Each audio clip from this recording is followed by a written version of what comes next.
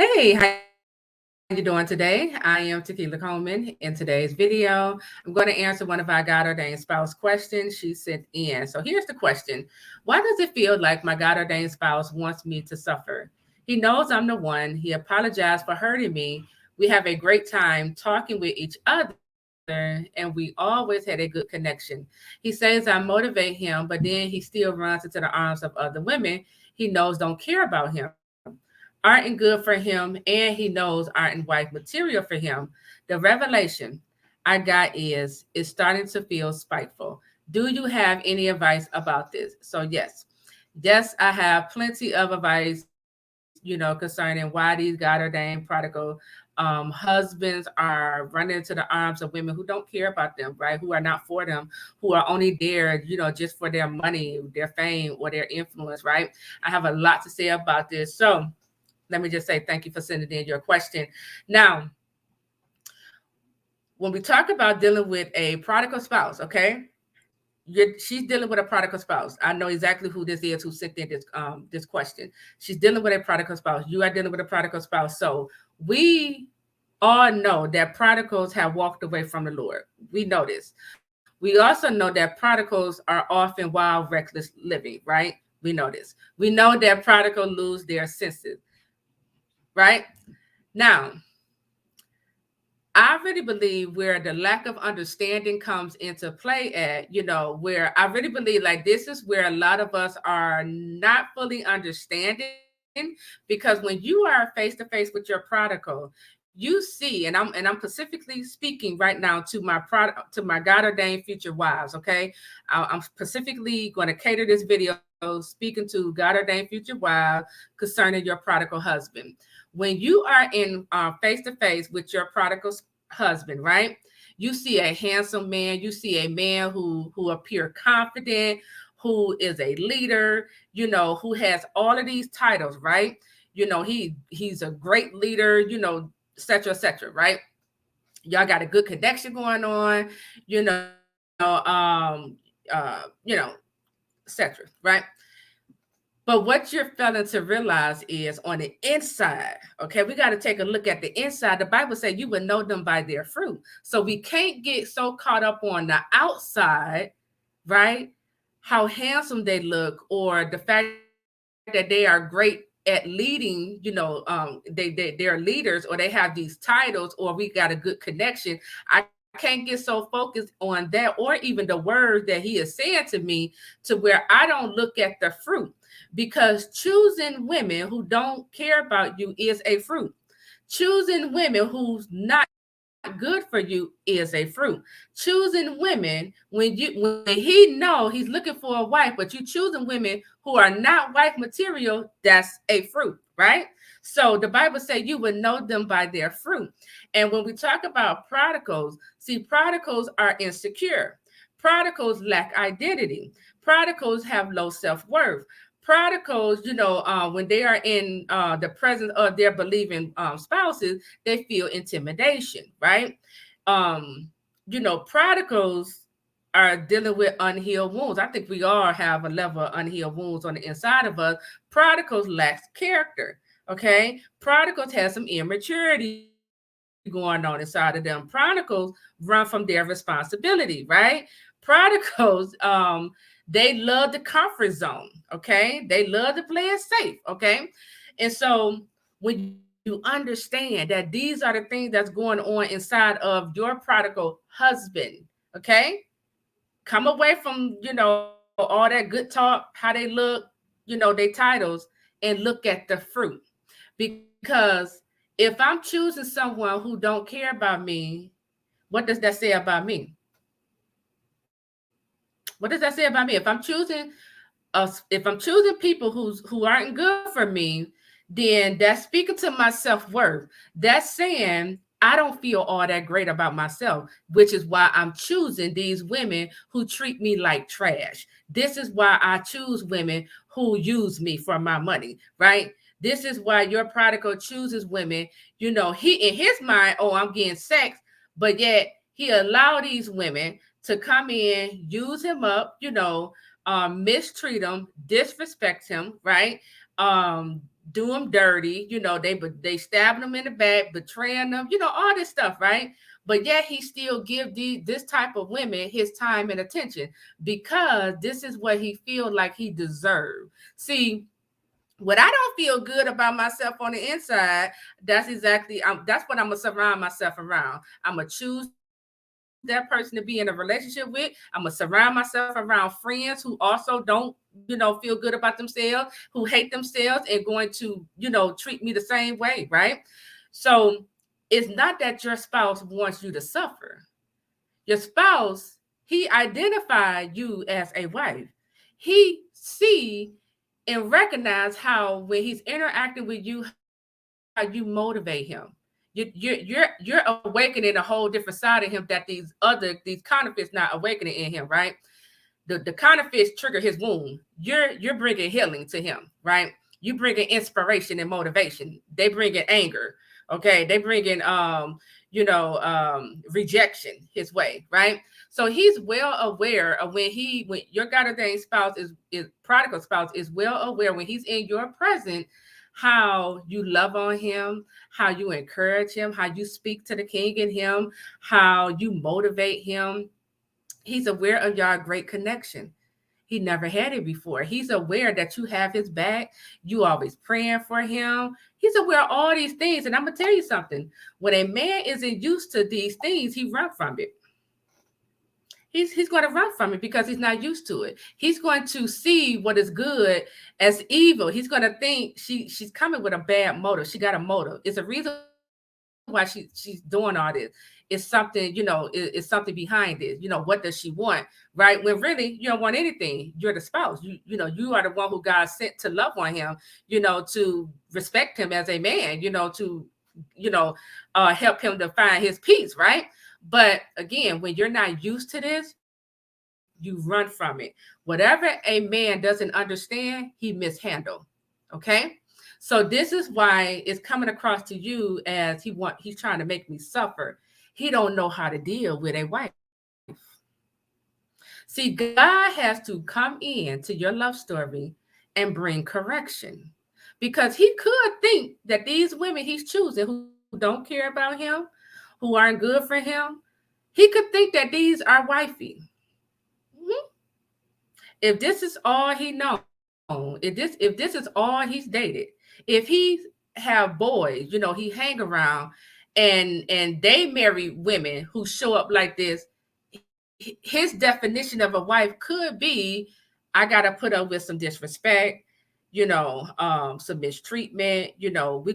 I had a guy, one of my child's father, he said this to me when it was probably like the first 6 months into us dating.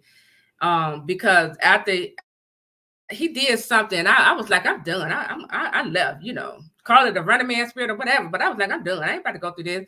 And he said this to me. He said, you see, that's your problem. You don't go through things with people.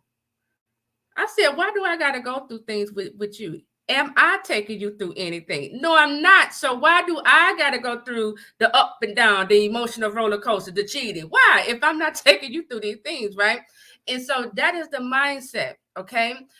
If your prodigal is used to, these things, he can define this as this is wifey. I got to go through things with wifey. Wifey is going to cheat on me. She's going to use me for my money. She's going to mistreat me, right? So this is where God has to come in and bring correction. This is where God has to come in and teach him how to identify a wife, right? And some of this, with these prodigal husbands that, we're dealing with, it's just all about waiting on God to grow them. They have to grow up. Okay. They have to mature. Okay. They got to stop running from their responsibility and step into being accountable for their action and also step into a level of responsibility. Okay. So you hear me all the time talk about how God is growing us up. He's requiring for all of us to grow up, you know, and this is why we see prodigal husband choosing women who don't care about them. They choosing women who just want their money. They choosing women, who lead with their body, they lead with all they very sexual, that's how they trap them, but they disrespectful, they dishonor them, they bring shame on their name, they don't really like them, they play their part like they like the prodigal husband, but they don't really like them. They just know they see something they want and that's what they go after, and so, but as long as they continue to choose these women, it tells you where your spouse is at. Okay. So how your prodigal spouse is showing up and behaving, it has nothing to do with you. He haven't matured yet into a God-ordained husband. He hasn't matured yet into a kingdom man. Okay. A kingdom man recognizes a queen. A kingdom man, he walks in his identity. A kingdom man knows he need a queen by his side who's going to respect him. He know this. A kingdom man, has character, and he also want a woman of character. See, if I don't have any character, I'm gonna choose other women who also reflect what I don't have, right? Think about it. If I don't have character as a man, I'm going to choose other women who are lacking in character. If I'm broken on the inside, I'm going to choose other broken people. Like attract like, right? And that's why, again, I'll say it again, this is why he runs from you. This is why he's very hesitant with you. This is why, I don't want to say it's not rejection, but this is why your spouse is hesitant, procrastinating, dragging his feet when it comes down to you, because when he see you, you're everything different. You're what he always wanted. And because you're here, it could be scary to him because he know he's not ready, right? It could be scary to him. He runs from it. He mishandled it because he never had this before. He got his guard up. He got these trust issues on the inside of him. So, this is something that God has to come in and do a lot of correction. And God has to show him the type he had to change. That's what it is. God has to change your prodigal spouse's type. He has to give him a new desire. And I'm a living witness that God will do this, because there was a point of time in my life where I used to be attracted to only the bad boys, right? The ones who gave me that game, right? Like you just play them mind games with me. I found you very attractive, right? And I used to be attracted to, it was just a certain type until I sat down and I said, you know what? I don't like this type because this type is keeping me single. This type has gotten me, to having two children without fathers, right? And so that's when God began to deal with me concerning my type. And he just really taught me. He taught me how to like something differently, right? Because one thing I have identified, I'll say this, I began to look at the type that I kept choosing, right? And they wasn't all bad, right? But they just wasn't for me. But I began to look at, okay, why did I choose this individual, right? What about this individual, that I did like, and what parts of this individual, I just want to throw out the door, right? And as I began to look at these things, like I'll take my daughter's father as a good example. He was a gentleman, okay?